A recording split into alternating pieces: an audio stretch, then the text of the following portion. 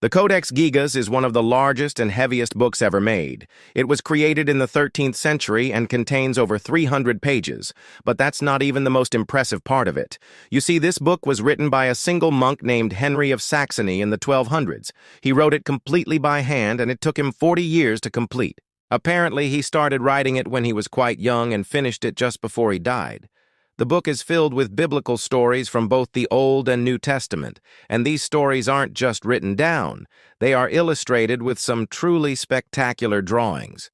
This guy poured his heart and soul into this book, and we can tell because he put so much detail into every page. In fact, some historians say it's one of the best examples of medieval art we have today.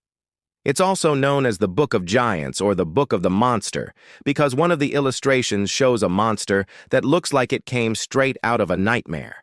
There's also a drawing of an angel that looks remarkably similar to Lucifer, the fallen angel from the Christian Bible. We don't know if Henry of Saxony intended to include Lucifer, but it sure looks like it. What makes the Codex even more amazing is that it survived for all these years.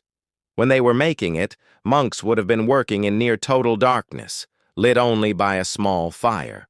Working conditions were cramped and smoky, and they had to make sure that their quill brushes didn't drip and ruin the pages. If a page was ruined, it could be taken out and a new one inserted, but they weren't allowed to use blank pages for anything else. So if a mistake was made, they had to start over from scratch. It was hard, painstaking work. And yet somehow this guy managed to write an entire book in under 40 years, which is absolutely amazing. The book was eventually sold to the Royal Library of Sweden, where it remains to this day. Thanks for watching. Leave a comment and hit that like and subscribe button.